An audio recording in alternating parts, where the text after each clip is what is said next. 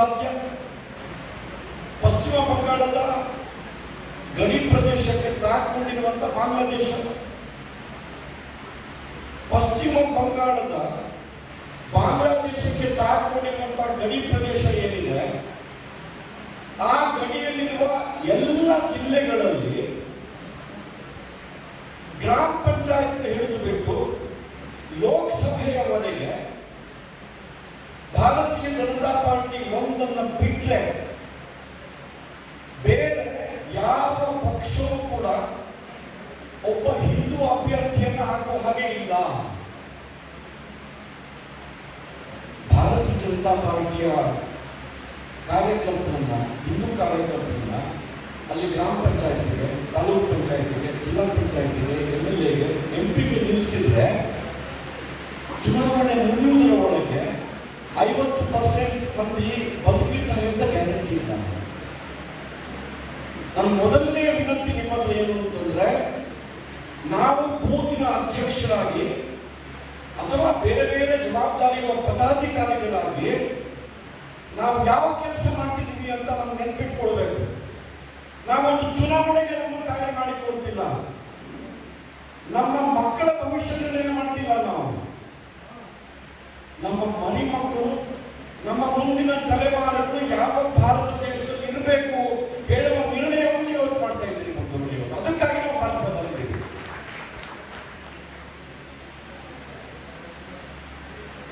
West Pakistan, East Pakistan, ಪಶ್ಚಿಮ ಪಾಕಿಸ್ತಾನ, ಪೂರ್ವ ಪಾಕಿಸ್ತಾನ 71ರವರೆಗೆ. 71 ಆದ್ಮೇಲೆ ಪಾಕಿಸ್ತಾನ, ಬಾಂಗ್ಲಾದೇಶ್.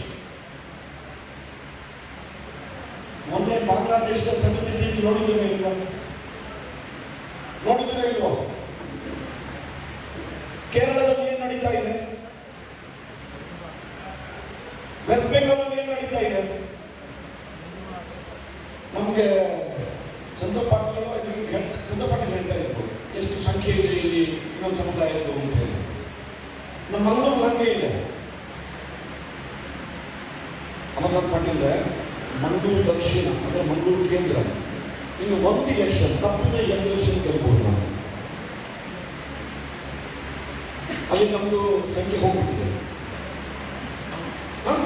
ಹಿಂದೂಗಳು ಸಂಖ್ಯೆ ಹಿಂದೆ ನಾವು ಉಳ್ಳಾಲ ಅಂತ ಕರೀತಿತ್ತು.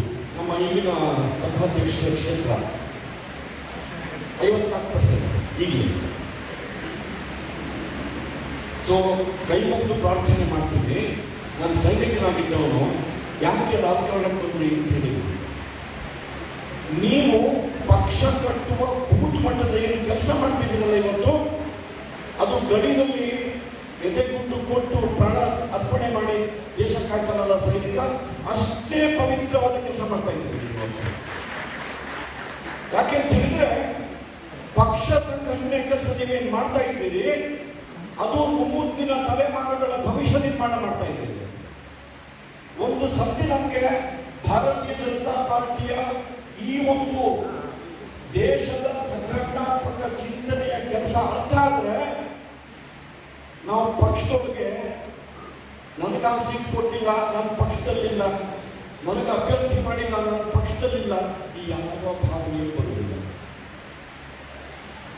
ಇದು ನಾನು ನನಗೆ ಮೊದಲನೇ ಒಂದು ವಿನಂತಿ ಮಾಡ್ತಿದ್ದೇನೆ. ದೇಶ ಕಾಯುವ ಸೈನಿಕ ಗಡಿಗೆ ಹೋಗಿ ದೇಶದ ರಕ್ಷಣೆ ಮಾಡಬೇಕಂತಿಲ್ಲ ಬಂದ. ಅಷ್ಟೇ ಪವಿತ್ರವಾದ, ಅಷ್ಟೇ ಪ್ರಮುಖವಾದ ಆ ಕೆಲಸವನ್ನ ಭಾರತೀಯ ಜನತಾ ಪಾರ್ಟಿಯ ಕಾರ್ಯಕರ್ತನಾಗಿ ನಾನು ಅತ್ಯಂತ ಹೆಮ್ಮೆಯಿಂದ ಮಾಡ್ತೇನೆ ಹೇಳುವಂತ ನಿರ್ಣಯವನ್ನು ತಗೊಳ್ಳುವುದು. ಅದಕ್ಕಾಗಿ ನಾವು ಹೇಳ್ಬೋದು ಅಧ್ಯಕ್ಷ. ಅದಕ್ಕೆ ಪ್ರಾರಂಭ ಹೇಳಿದೆ, ನಾವೆಲ್ಲರೂ ಕೂಡ ಈ ರೀತಿಯ ರಾಷ್ಟ್ರ ನಿರ್ಮಾಣದ ಪವಿತ್ರ ಕಾರ್ಯದಲ್ಲಿ ತೊಡಗಿಸಿಕೊಂಡಿರುವಂತ ಹಿಂದೆ ಜನಸಂಘದ, ಇವತ್ತು ಭಾರತೀಯ ಜನತಾ ಪಾರ್ಟಿಯ ಕಾರ್ಯಕರ್ತರು ಒಂದು ಅವಧಿಗೆ ಜವಾಬ್ದಾರಿ, ಒಂದು ಅವಧಿಗೆ ಬಿಟ್ಟು, ಒಂದು ಅವಧಿಗೆ MLC, ಒಂದು ಅವಧಿಗೆ ಶಾಸಕ, ಒಂದು ಅವಧಿಗೆ ಮಂತ್ರಿ, ಪರ್ಮನೆಂಟ್ ಆದರು. ಪರ್ಮನೆಂಟ್ ಯಾವುದು ಹೇಳಿ? ಅದಕ್ಕೆ ಅದೇ ಖುಷಿ ಕೊಡುವ ಸಂಗತಿ ಅಲ್ಲ. ಹಿಂದೆ ಅಧ್ಯಕ್ಷರಾಗಿದ್ದವರು, ಹಿಂದೆ ಅವರು ಶಾಸಕರಾಗಿದ್ದರು. ಎಷ್ಟು ಸಮಾಧಾನದಿಂದ ಯಾವುದೇ ಮುಜುಗರವಿದೆ ಕೈ ಮಂದಿಗಳ ಕೂತ್ಕೊಂಡು ಹಾಗಾಗಿ ನಾವು ನಮ್ಮ ಈ ಕರ್ತವ್ಯವನ್ನು ನೆನಪು ಮಾಡಿಕೊಳ್ಬೇಕು. ಶ್ಯಾಮಪ್ರಸಾದ್ ಮುಖರ್ಜಿಯವರು ಇದೇ ಕಾರಣಕ್ಕೆ ನೆಹರು ಹುಚ್ಚಿಡಿದಿತ್ತು, ನೆಹರುಗೆ ಹುಚ್ಚಿಡಿದಿತ್ತು, ಅಧಿಕಾರ ಹುಚ್ಚಿಡಿದಿತ್ತು. ಅದಕ್ಕಾಗಿ ಮಾಡಬಾರ್ದೆಲ್ಲ ಮಾಡೋದು. ನಿನ್ನೆ ರಾತ್ರಿ ಇವತ್ತು ಬೆಳಗ್ಗೆ ಮಾತಾಡ್ತಾ ಇದ್ದೆ, ಟಿಬೆಟ್ ನಮ್ದಾಗ್ತಿತ್ತು, ನೇಪಾಳ ನಮ್ದಾಗ್ತಿತ್ತು, ಭೂಟಾನ್ ನಮ್ದಾಗ್ತಿತ್ತು, ಅಖಂಡ ಭಾರತ ಇವತ್ತು ಹೋರಾಟ ಮಾಡ್ತಿದ್ದೀವಿ. ಅವರು ಕಾಲಿಗೆ ಅಡ್ಡ ಬಿದ್ದು ಕೇಳಿಕೊಂಡು ಸ್ವತಂತ್ರ ಭಾರತದಲ್ಲಿ ನಾವು ನಿಮಗೆ ಸೇರ್ಕೋತೀವಿ ಅಂತ ಹೇಳಿ ಒಪ್ಪಿಗೆ ಕೊಟ್ಟ ನೆಹರು ಅವರು.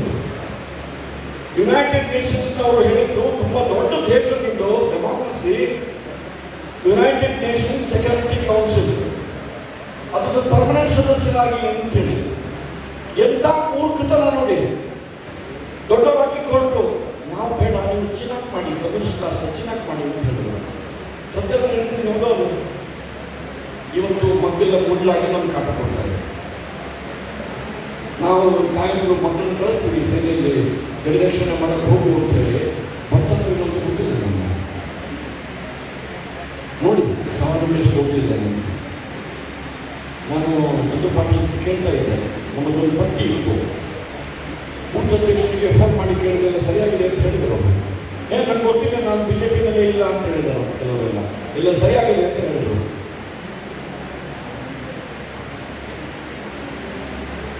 ಪಾಟೀಲ್ರೆ, ನಾನೆಲ್ಲ ಸೈನಿಕ ಆಗಲಿಕ್ಕಾಗಿಲ್ಲ, ಅಷ್ಟೇ ಒಳ್ಳೆ ಕೆಲಸ ಮಾಡ್ತಾಯಿದ್ರು.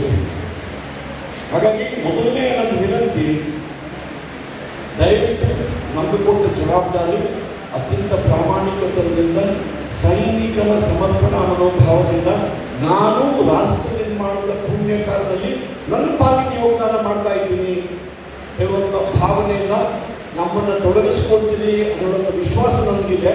ಇದನ್ನು ನಿಮ್ಮೆಲ್ಲ ಕಾನೂನು ತಿಳಿದು ನಿಮ್ಮೆಲ್ಲರಿಗೆ ನಮ್ಮ ನಮನ ಸಲ್ಲಿಸಿ ನಾನು ಮಾತು ತಿಳಿಸ್ತಾರೆ.